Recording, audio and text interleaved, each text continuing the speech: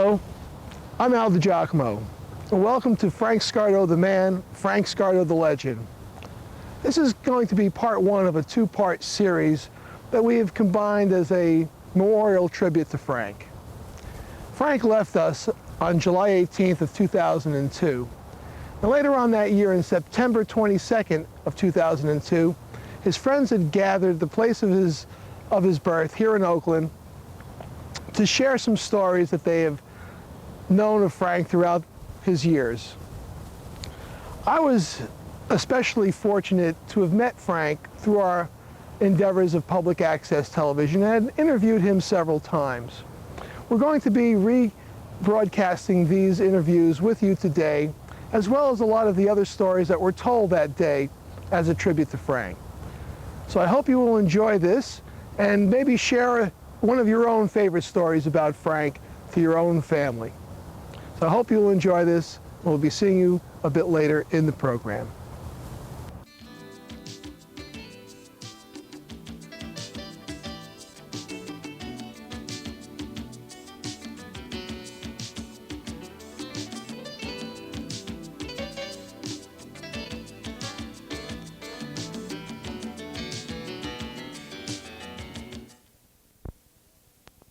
Tonight's guest is well known to many in Oakland, but I'm sure he's also well known throughout the state. He served a career in the Bureau of Forestry for 42 years before retiring in 1987. But he can still be found out on a freezing night saving an injured swan. The man I'm speaking of is Oakland's Frank Scardo. Welcome to the Oaklander, Frank. Frank, your father made his way to America in 1890 from Terranova, Italy. Tell us more about Mr. Page and Mr. Chapman, the people who were responsible for bringing your father to the United States. Mr. Page, he owned a big estate over here in Oakland, up on the hill there where Hiawatha is now. And he had his own church and a big mansion of a house. And he had like 30 people working for him, you know, maids and laundress, and everybody had a job in that place. So he needed a draft man, a man that grafts trees. Mm-hmm. And my father came to Newark when he first came over. And he went over there looking for a man that could graft trees. So they were wealthy financiers who had traveled the globe. That's right. They'd find all these help. You know, there was a lot of people that came over that were really pretty fancy with their work. You know, they did beautiful work. Did your mother come over at this time also? No, she didn't. He gave my father a house. And he says, bring your family here, you know, I'm going to give you a house. And he did. Then he let my father go home, or back to his hometown, and he met my mother, and he married her there, and he came back here, this country. So that was quite a thing in those days. Now, Oakland seemed to have attracted a very nice crowd during the teens and during the 20s. You told me originally about this woman named Warren Van Slyke. Yes, sure. And that she had a few husbands, and she was well known in town. Could you tell us a little bit about her, Frank? Well, she was a very, originally she started out as being a nurse in the hospital, and she met this millionaire that was sick in there, you know, injured. And she married him. So he built a house for her up on the Ramapo, which is still there. It burned, but the columns are there, the stones were, and everything. Really? It was quite a home. And what happened, that poor guy died, and she married another guy. She married three altogether. Three millionaires. Yeah. When I was a kid going to school, I remember we all wrote letters to Santa Claus.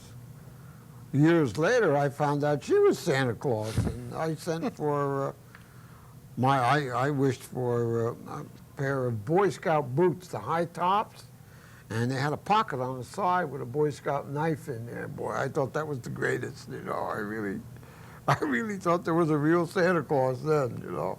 Boy, But she paid a lot of people's mortgages off for Christmas. You know? Really? Yeah. She'd pick you out, and then she'd say, okay, well, what do you owe? And she'd pay it. And that's the way she was all her life up there, like that way.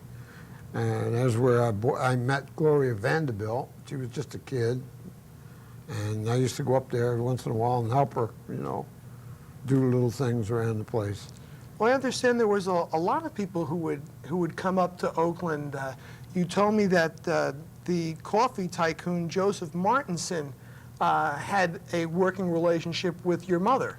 Yes, he came over here in West Oakland there, and he built a place for shows. They used to have plays and shows there. Really, what they were doing was practicing, you know, and then they were on Broadway. See? But he was looking for somebody to cook for his family. He'd invite his family up to his bungalow, you know. And my mother, of course, she was a wonderful cook, so she cooked spaghetti, meatballs, or whatever they wanted, you know. And he went crazy over it. But he even took her to New York during the winter a couple of times, and she cooked a lot of dinner for him, you know, different dinners. Yeah, he was quite a man, quite a gentleman, you know. He dropped his son off one summer, and he said, I want you to take this boy of mine, and I want you to break him in for farm, you know. If he doesn't mind you, he says, you get the whip out. That's what he told my father. But he worked out all right. He pitched hay with us every day, you know, and milked cows, and you know, everything that had to be done on a farm. Now, you grew up on a farm where you still live today. Yeah. It's no longer a farm. What was it like when you were a boy growing up on a farm? You had several brothers and sisters that worked the farm? And Yeah, well, that's the way those people were them days. They'd all have big families for one reason, so they'd have a lot of help on the farm, you know. free help. Yeah. I used to milk 7 cows before I went to school, and I was just a kid. My brother milked 7 cows, and my other brother milked 7 cows. But he had other help to milk, you know. Of course, those guys were a little faster than we were, you know. Boy, they were really good. So you had basically a dairy farm? Yeah, we had dairy farm. We had 900 pigs, and we had a lot of chickens and all that, you know, that went along. When was the farm sold off? During the Depression. What happened was we had everything there, but nobody would give you any money because nobody had any money to buy anything, you know. That's an interesting aspect that we had a little talk about, is that there seemed to be an awful lot of opportunity in town, or maybe for the inside the nation, but there was no money, and it seemed that people held together a little bit better. Maybe it's because they needed each other's help. They did. That's the way they were. In those days, it was really wonderful, you know. Some lady down the road, the other end of town, would have a baby. My mother would go and stay with her for a couple of days, cook, wash all the clothes, to do all that, to help each other, you know. Yeah. And it was really nice. I liked that. That was pretty good today, you know. It's not like that anymore. Do you think we have a problem today where we have a little bit too much money and a little Yeah, that's right. too little opportunity? That's right.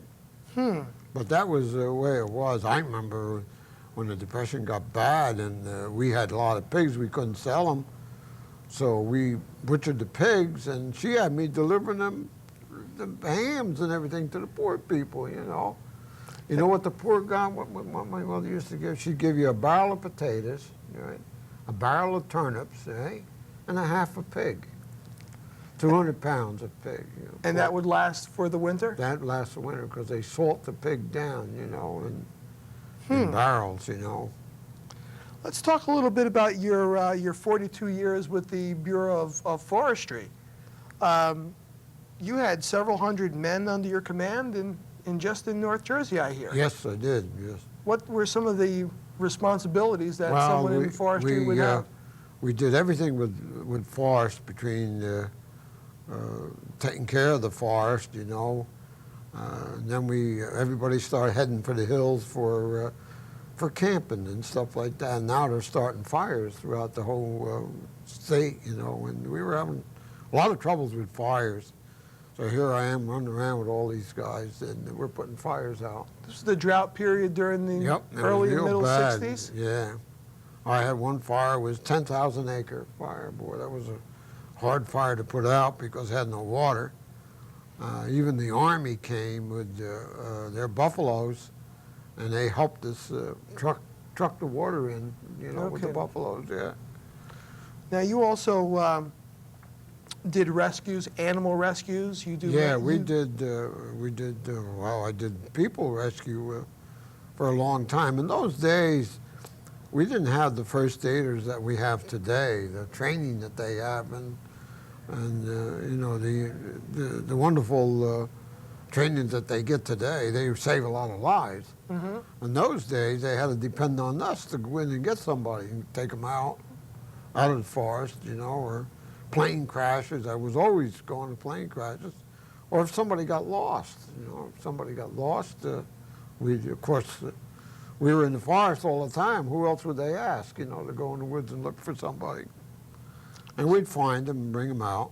And it's a happy moment when you find somebody alive. Absolutely. But when you find somebody dead, then that's a different story, you know. I see you still do responsibilities as the animal warden. That's right. I maintain wildlife management, you know. I understand that you have some deer in your backyard, and yes, I do. Those are deer that I saved, and we raise them. And they're not a year old yet. They'll be a year old, you know, in June. And when they're a year old, then I turn them loose. Back in the forest they go, you know. What do they eat during the winter time, Frank?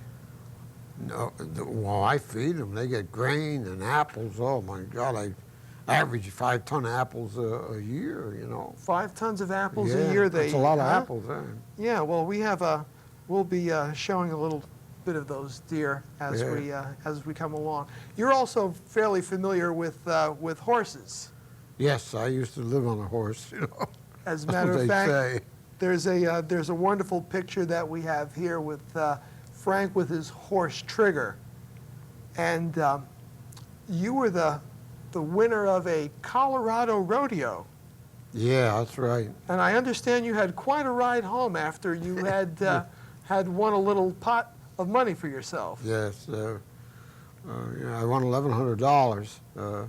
Those days, $1,100 is a lot of money during the bad times. It was 1937. 1937. So in Colorado Springs, it was quite a new arena they had there, and I made it. So we made it out there. It was tough getting out there, but I made it, and I rode everything there, bulls and horses and everything, you know. And it's fantastic. I won all that money, and then I bought a car, and I drove the car to Cincinnati to where they make wash machines.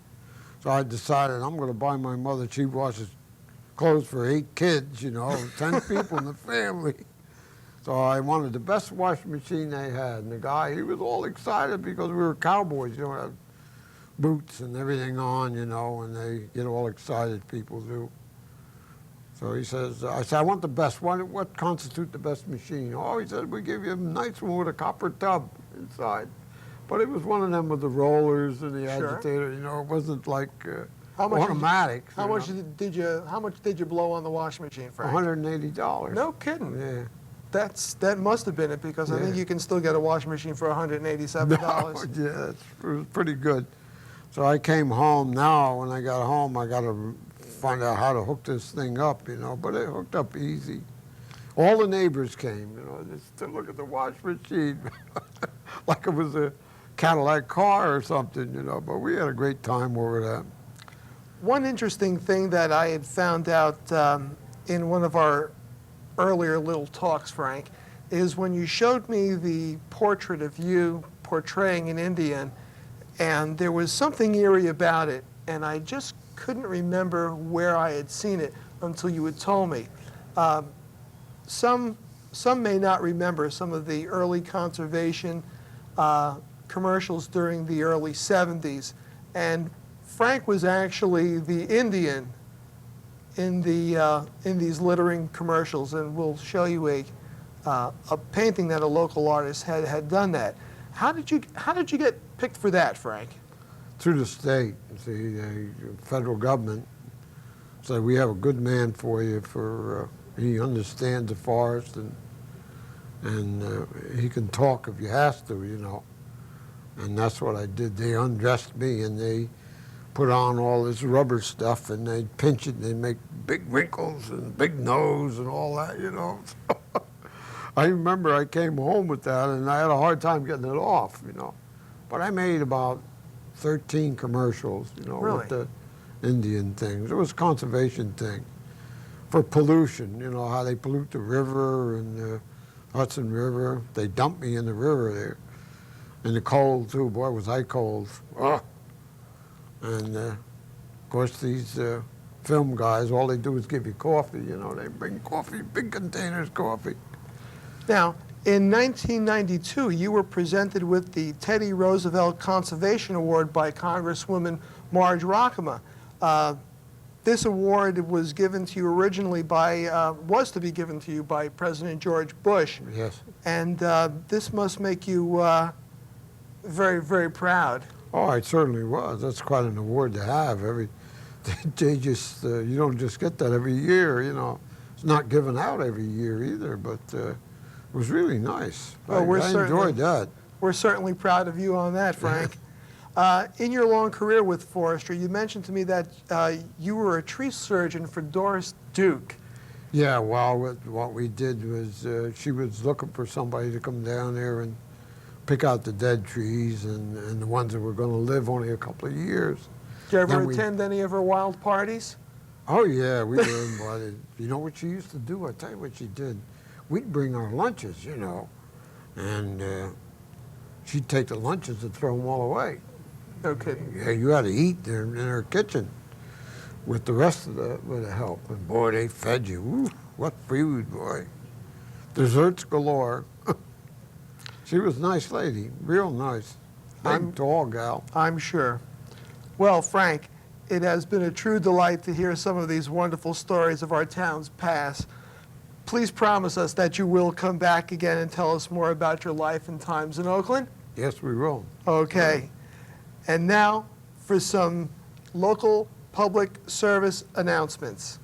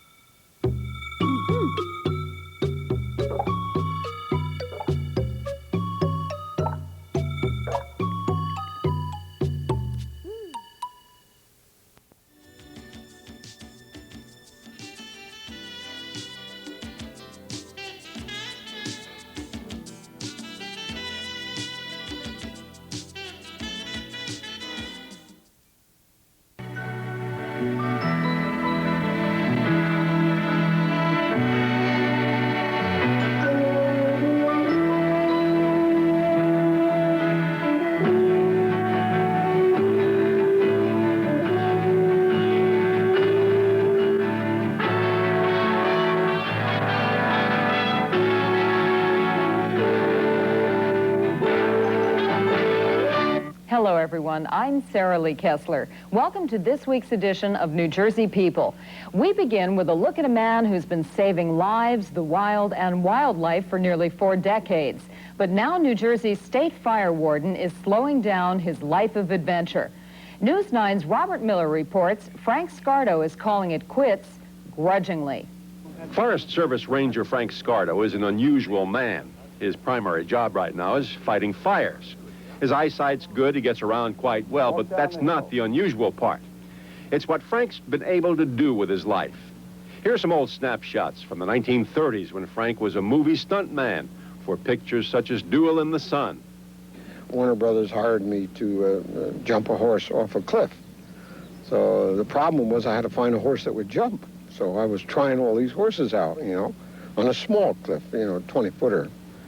I finally found a horse that loved to jump. Oh, he just leaped right off, and went into the... Horse never jumped before off a cliff, but I did, and I took him off. And I told him only one time, because pretty high. And they had cameras all the way down, all different places. So off the cliff I went, Good, the horse did all right. He hit the water, and I was still on him. And then we went ashore, and then they start yelling, let's do this over again. Like fun. I said, no more, that's it. Why? They wanted different shots of them, but I only got paid for one shot, and it was really dangerous, Frank didn't fare as well serving in the Army during World War II. He was injured in North Africa and spent 14 months in a hospital. Working for the State Forest Service has kept Frank close to animals. He's helping this fawn recover from being hit by a car. Some years ago, this deer, which had fallen through the ice, had Frank and his fellow foresters to thank for its rescue. Professional chimney sweep and rescue team member Bruno Wendt is one of the people Frank often calls upon for help. Give me a typical experience with Frank over the years. There is no typical experience. No typical. Well, what do you usually do when he calls upon you? Start sweating real fast, because it's always going to be a job. It might be taking a family of raccoons out of a chimney or hunting a black bear which had wandered into the town of Ridgewood, or something such as this rescue of a man who had fallen through the ice. Frank has learned how to pilot helicopters and how to utilize them in rescue work. I jumped out of a copter one day, 200 feet high. I had a pilot flying. We went over the spot, and I could see the kid in the water, so I was taking my shoes off. So he says to me, how deep's the water? He has 300 feet, So he got scared, and he started to rise. I didn't pay no attention to the machine. I'm taking my clothes off. Then I jumped out. When I jumped out, I see myself about 200 feet from the water. Oh, boy. So I turned myself around, hit with the feet first, because I'd shot on my legs, but not my head, I went past the kid in the water. And then I came back, and I pulled the kid out. I could feel a heartbeat in that kid, Did you save him? I saved a kid, a little girl, and that's pretty good, that makes you feel good, because, but I hurt for 4 or 5 weeks after, I injured myself. A lot of the equipment Frank and his New Jersey Search and Rescue Team colleagues use is supplied out of their own pockets or through donations. They come from all walks of life. The jobs they and Frank are called upon to do are unpredictable. There was a man in a tree, and he was cutting top of the tree to take down, and he had a bad chainsaw, and it cut his leg off, and then the leg hit a windshield, and a woman driving that car ran into a couple other cars, and in those days they didn't have snorkels, so they had ladders, and the fireman ladder couldn't reach. So they got me, and I went over there, and up the tree I went, fast as I could, because he was upside down in his saddle. And I took my belt off and tied him a tourniquet on his leg. I was really spurting the blood all over me. I cut the saw right off. It had no switch on the saw, just 2 wires tied together. So we're still running? It's still running. So I cut it off. I yelled at everybody, and I cut it down. And then we lowered him down. Since Smokey the Bear came into being, rangers are often referred to as Smokey. Frank used that connection to help a New York State boy who'd been trapped alive, head down in a pipe for about 3 days, 150 feet below ground. What do we need? I says, give me some Crisco. I need gallons of Crisco, and I can wet this pipe with the Crisco oil. And they did, and then I put a rope down. So I talked to the kid. I told him, this is Smokey the Bear, and he came to help you. And the kid was really, he's talking back to me. And I lowered the rope. You know, I dropped the rope right on his feet. I told him to put his feet together, and then we got another guy to help me, and we yanked him up. You know, he screamed at first, and then he came loose, and we brought him right to the top. And it was quite a rescue, you know. Frank Scardo literally wrote the book on search and rescue work without any help from, but nevertheless accepted by the state. Here's a rescue of another kind, that of an old millstone from a stream bed at the behest of movie writer Sidney Kingsley. Frank is a law enforcement official, and in that capacity, he inspired this cartoon, which got nationwide distribution after the Ku Klux Klan called a meeting in the wooded area he patrolled. So the state police had called, and they wanted to get, they didn't want this big convention there, you know, in the town, and they wanted to know if I could help them out. I said, yeah, if they're going to burn crosses, well, I'll have them. We'll have a violation, see? Oh, you do it? Sure, I'll do it. Because there was no other way that they could stop them, not legally anyway. No, legally, yeah. So when they lit them, we went there and got them. We took all the 7 commanders, you know, and that ended that whole thing. The whole thing. You arrested them? Yeah, we arrested them, that's right. And what was their reaction to it? They were so afraid. They'd never had dealings with a ranger before. See, are you a real ranger? You know, they never met a ranger before, so they didn't know. They were confused, see. Frank Scardo has been fighting fires for 39 years. Some of the people he's trained have gone on to head major fire departments around the country. The base for his operation is his home in Oakland. That's where the firefighters usually report, and that's where his daughter, Sharon Brown, usually accompanied by her son, Robbie, acts as a fire crew dispatcher. I'm by myself. I'm listening to the radio, glued to the radio, listening for them to call for me for help. A lot of times they can't find where they're supposed to be or whatever. They'll call on the radio and ask me to call for more directions, or like if they need more help to get more manpower to respond to the call. Well, when you're tied up with something like that, what about your other duties as a mother, for instance? Robbie's pretty good. He understands. He's just as interested, and he sits there listening, too.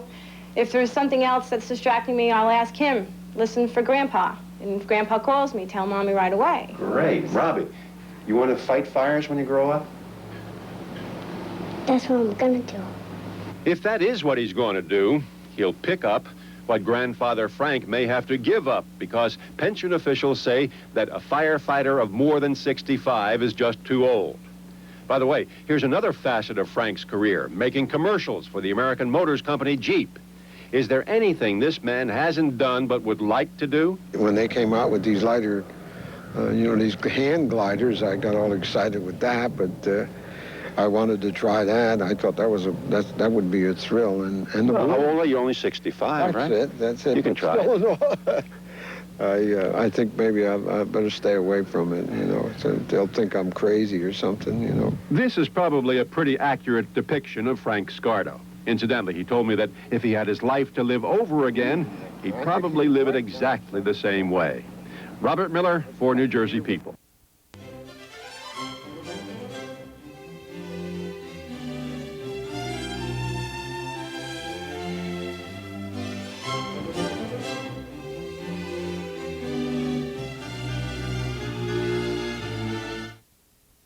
Hello, folks. My name is David Phillips. I'm a friend of Frank Scardo's and Bonnie's and various other people we're associated with. Last night, when I was looking through one of my favorite books of poetry, I alighted on a poem that I think is very appropriate for this occasion, in memory of Frank Scardo. With you, a part of me is the title. The poem goes, with you, a part of me hath passed away, for in the peopled forest of my mind, a tree made leafless by the wintry wind shall never don again its green array. Chapel and fireside, country road and bay have something of their friendliness resigned. Another, if I would, I could not find, and I am grown much older in a day. And yet I treasure in my memory your gift of charity and young heart's ease, and the dear honor of your amity. For these once mine, my life is rich with these, and I scarce know which part may greater be, what I keep of you, or you take from me. George Santana, 1863-1952.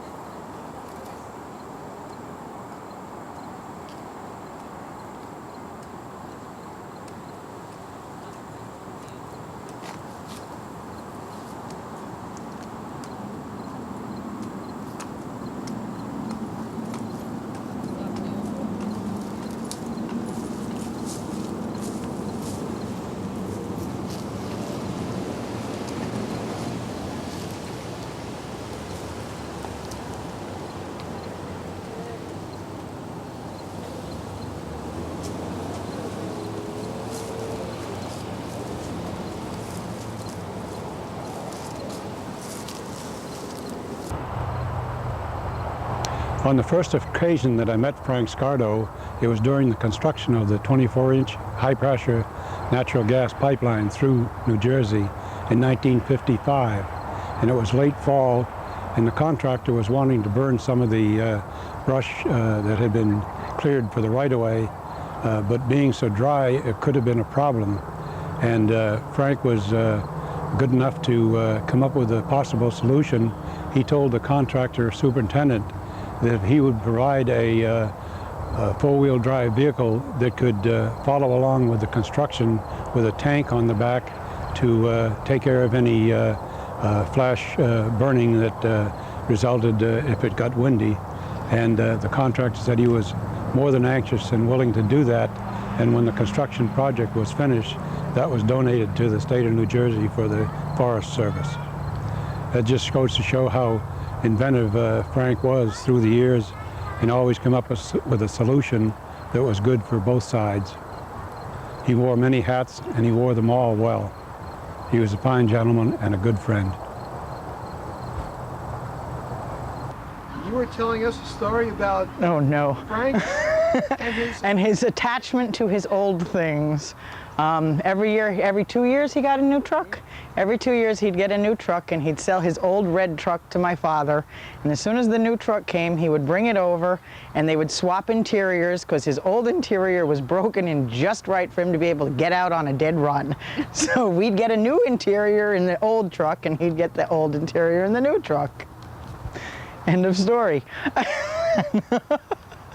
Good friend of Frank's for probably 20 years or more. He's a rehabilitator like myself, and he was just basically always there for me. I could probably spend about 5 hours here telling you my Frank stories, but I can rattle off a couple of them. We had a deer one time that was born on somebody's property, and it was raised as a pet. And Frank brought the deer to my house, and I kept it there for a while, but she was an escape artist who kept running away. So Frank got called by me one day, and we had to go and try to see if we could find her, because she was getting into a lot of trouble. We tracked her all over Bloomingdale, Butler, and into West Milford. Then she ended up back in the Bloomingdale area, and we finally got her corralled in somebody's yard. At the time we were there, Frank had some equipment, and I was there with a couple of friends of mine, and there was a gentleman on the property, and he was a bodybuilder. Now the deer was probably, I'm not real good at this, but probably about 100 pounds or a little more, but they're very wiry, and they're really hard to handle, and they're very powerful, especially their feet. And this man was insistent that we tried to catch her, and we couldn't catch her. And he was insistent that he was going to take this deer down no matter what.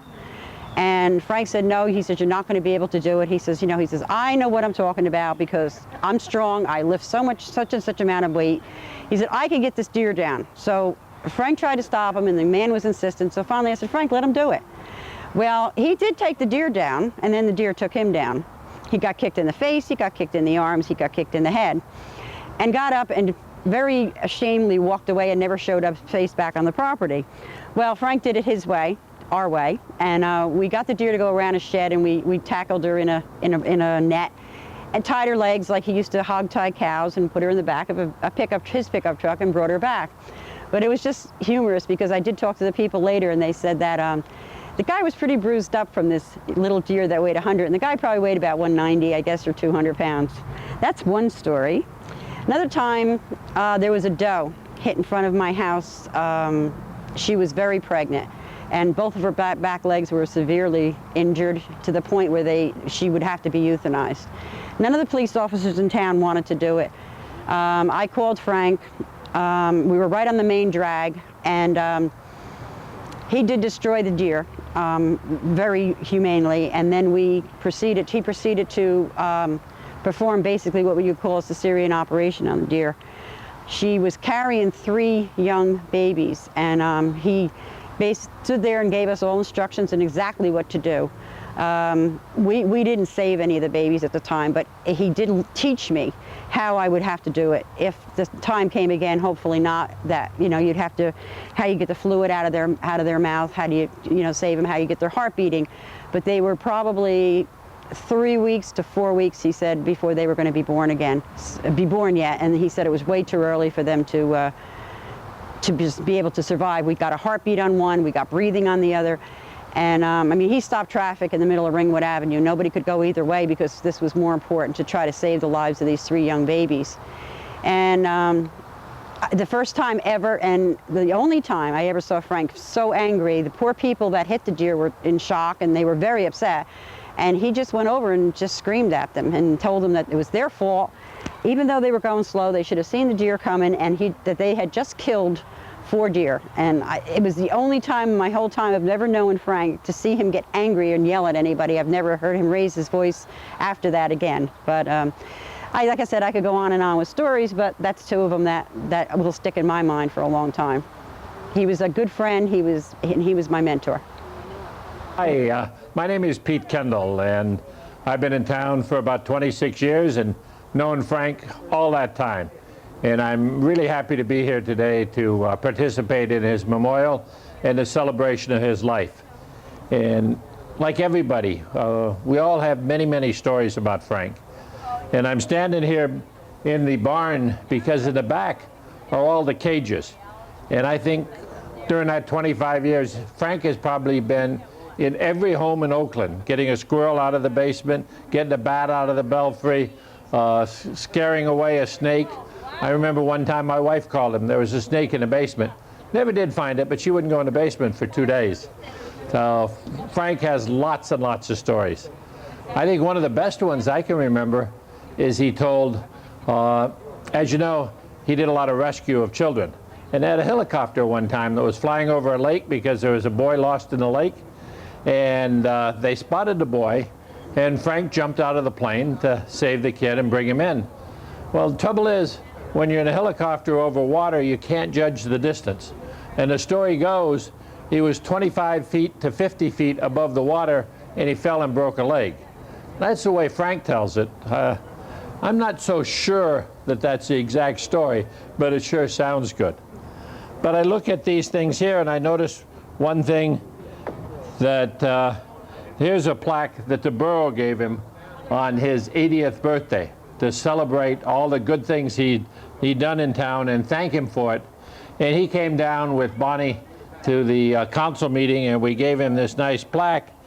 And then after it was all over, he told me we're a little late. It was really his 82nd birthday, and we didn't know it. We were giving it to him for his 80th birthday.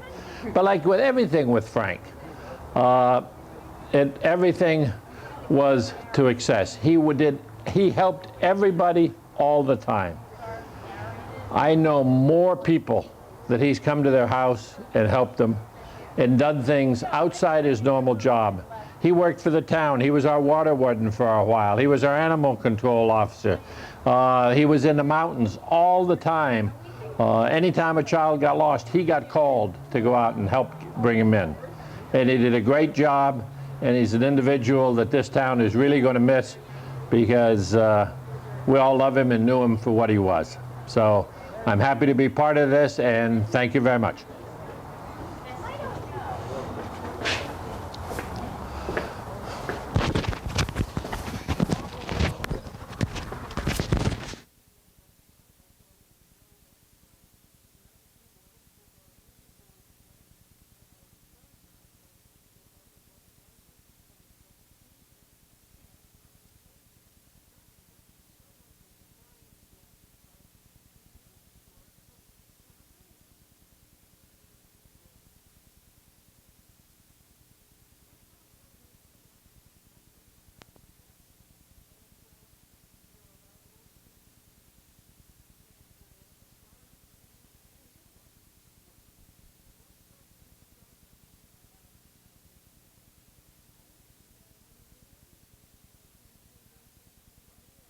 Hi, I'm Jerry Angermuller. I came to the Frank Scardo Memorial gathering today because I've worked in Borough Hall for 15 years, and I had many chances to listen to Frank Scardo when he'd come in and talk to the ladies in Borough Hall and the health department to check on any assignments that he might be given to go out and find animals, alive or dead, here. And I remember he always kept the ladies laughing every time he came in with his stories about his days of being a stuntman, and especially, and whether it was July or August, he'd always come in and say, the snow is predicted, we're predicting a snowstorm, and everybody would say, Frank, but it's 90 degrees outside, how can you predict snow? He said, well, sometime, it might be December or January, but it's going to snow, and everybody enjoyed that here. And as he got older, since we knew that he was so capable with animals, one time we had a cat, and I came down the stairs in front of my house one morning, and the cat was lying in front of the house and had died. And I wasn't sure how it had died, so I was just afraid to touch it. So poor Frank, I called him up because he was the person that always knew everything. And I had him come and check the cat, and he came and he touched it, and he realized that some of its ribs were broken, and it must have been hit by a car, and walked up to the drive to the front of the house to die here. And so I was just relieved that Frank had come and help us with that. And I remember his stories about Cecil B. DeMille, whose father lived in Wayne on Terhune Drive, Route 202, and that he said he knew the DeMille family well, and that he had been a chauffeur, had driven Mr. DeMille Sr. around, and I think that was one of his connections probably for being involved in the movies and whatnot that were made here in Oakland and now in the Oakland area, as well as going out to the west to ride his horse and be in stunts out there. And that's what I remember about Frank Scardo. Hi, I'm Art Phillips, and Frank was my second uncle. And the story I have to tell is when I was probably about 11 or 12 years old, we were at the parade, and at the end of the parade, he had that nice large float, and I was able to be on there with him. At the end, Uncle Frank said to me he had an emergency, so he asked me to go along with him. We went to some home in Franklin Lakes, I believe it was, and there was this bird that was injured. It had flown right into a window, and when it flew into a window, it obviously got hurt, and it was on the ground, and the woman said that you need to save this bird. So Uncle Frank said to me, well, I'm probably going to have to twist its head and probably have to break its neck and put it out of its misery. But what he decided to do was he picked it up and he moved around the neck a little bit, and all of a sudden you heard this real loud sound, bones or whatever, and all of a sudden he just picked the bird up, let the bird go, and the bird took off. It flew off. And I said, Uncle Frank, what'd you do? He says, I did a little chiropractic action on it. That's all it needed. Everybody for coming today. It was a nice day in honor of Frank Scardo. He was an heirloom to the borough, and I'm sure he's looking down and appreciates the fact that everybody was here. Maybe just one quick story. It's not actually my story. Some of you may not have been lucky enough to go to Frank's funeral at the church, but the pastor, Father Lipnicki of OLPH, gave a very nice homily for Frank. And I don't remember all the details, but I'll just give you the gist of it because I'm sure you would all appreciate it. He sort of related Frank to Noah, as many people did. And he was talking about the unicorn. And Noah's job was taking animals in 2 by 2. Well, the unicorn was apparently a very shy animal and was off playing all the time. So when it came time to load the ark, Noah couldn't find him. And that's why we don't have any unicorns today. However, Father Lipnicki said that if Frank had been there, he wouldn't have had any problem finding those unicorns, would have gotten them on the ark, and we'd have unicorns here today. And that would really be a nice tribute to Frank. And I'll bet you there are unicorns jumping around for Frank right now. We're going to end the evening, and one of the things that we're going to do, Frank was a military man. He was a man that loved animals, and as most good military men that get honored, you have a 21-gun salute. Well, Oakland ordinance doesn't allow us to fire arms. So Bonnie has decided what we're going to do is we're going to have 21 small candles that we're going to light in Frank's honor. And Bonnie, if you want to get that started, maybe people might want to light one as well. Okay. Thank you. Can you read that while I do this? I asked Angie to read something that... Hold on one second. For those who weren't over where I was before filming the project, I read what was my presentation the day that I dedicated a bronze plaque, actually an evergreen tree in Veterans Plaza down in the center of town. And even though I was the chairman of the project, it was sponsored by, they paid for the plaque, the Oakland Republican Club paid for have the bronze plaque made. And if you'll allow me to put my cheaters on. While Angie's reading that, if whoever would just like to come up randomly and light a candle, be your tribute to Frank this evening. I hope they stay lit. Can you see it? Yeah. Okay. I began the presentation by saying that we have come here today to honor one of Oakland's longtime residents and benefactors, Frank Scardo, who I would also like to add as a good personal friend. Frank has held a multitude of positions within the state and federal government, but also with the county and town of Oakland. He has been with the Department of Interior as a member of the Forest Service, Firefighting Unit, and Rescue Service. Frank's backyard has the only FAA-approved heliport in Oakland, from which I am delighted to say that I have flown while pursuing aerial photographs of our flood control project. It was not unusual for Frank to be flying the mountains of Oakland and surrounding areas and the watershed on Saturdays and Sundays looking for potential fires and assisting New Jersey's fish and game and wildlife. Many a deer has lived when it was pulled from the frozen lake or was nursed back to health because of Frank. The deer that were hit by cars were picked up by Frank, and as a liaison to fish and game, he always found a spot where they could be taken and possibly used if they weren't seriously damaged. In Oakland, over 1 week had 14 deer that were killed by autos. There was always deer in Frank's backyard, young and old, being nursed back to health. His pens held wild turkeys and raccoons that were either rescued or taken from people's homes. His red pickup truck was always on the go, and if your timing was right, you could catch him at breakfast at the Phoenix or at the Hen's Roost for lunch.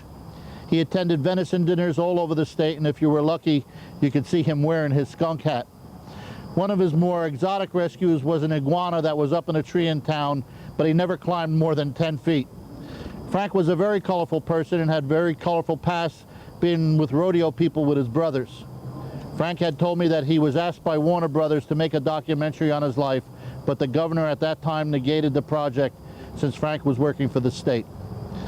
If Frank's barn could talk after 125 years, it could tell some stories about its contents. In his front yard are weeping mulberry trees, the likes of which have never been seen. When someone was lost, Frank was always brought in.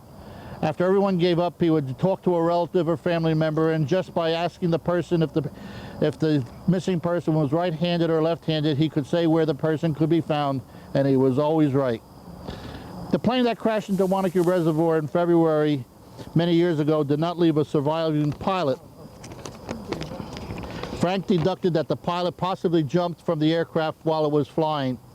He was right. In April, when the water began to warm, a fisherman found the corpse floating in one of the side ponds separate from the main body of water.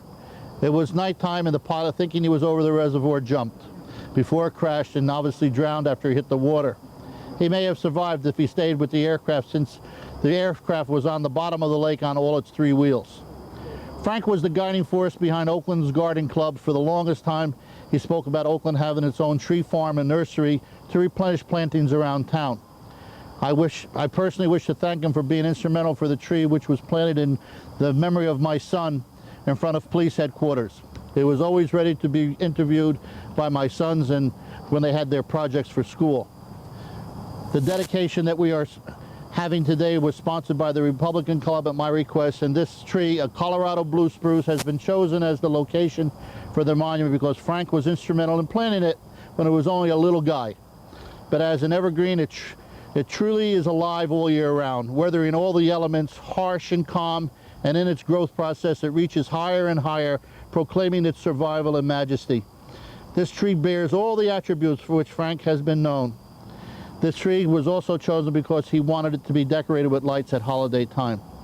It gives me great pleasure to present this bronze plaque that has been mounted on a piece of Oakland granite, one of your favorite trees to remind everyone of who you are, Frank, and what you have dedicated your life to. As it says on your plaque, to Frank Scardo, to man, wildlife, the environment, and the town of Oakland. We truly honor and congratulate you. Thank you very much.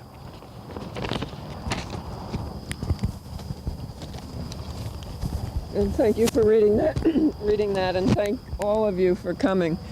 The next part of the ceremony is to put his truck in the garage. While we're getting the truck ready, let me just relate one story that Frank loved to tell me. I used to take him out for breakfast after he had gotten sick. And I remember him telling me 2 or 3 times about the time that he went to a farmer's market and he had grown a watermelon. I was looking around for it tonight. I thought we might see it here. But he went there sure that he was going to win. However, when he got there, some woman had grown a larger watermelon. And the main thing to him was that he said to me, if I had known that somebody else had a larger one, I still could have beat them. I could have put an intravenous needle into the watermelon and pumped it up a little bit more, and I would have won it. So Frank was great like that. And I also remember when coming here, one of the first times I came here, Frank had a couple of fawn running through the house because the mother apparently had gotten killed, and he brought the fawn in, he had them in the house, and we're feeding them right there. So Frank, wherever you are, look down on us all favorably and help us through our troubles as well.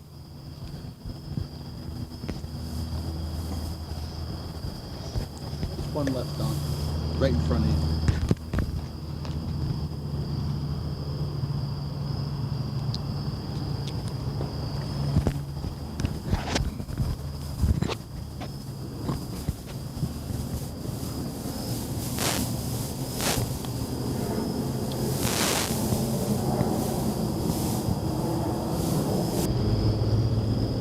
As you can see, they've taken the plaques off of the side of the truck.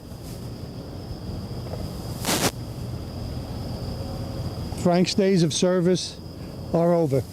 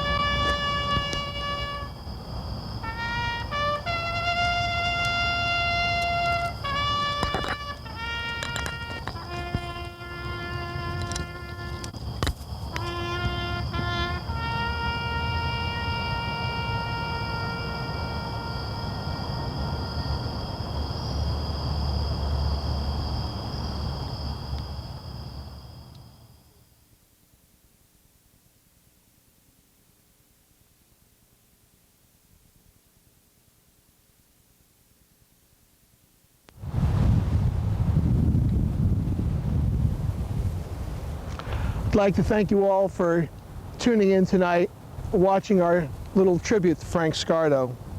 I'd like to thank all the friends who shared their memories of Frank with us, and to Bonnie LeBou, who cared so deeply for him. I'm also thankful to have called Frank my friend. So from the heart of the Ramapo Mountains, I'm Al DiGiacomo. Thank you for watching.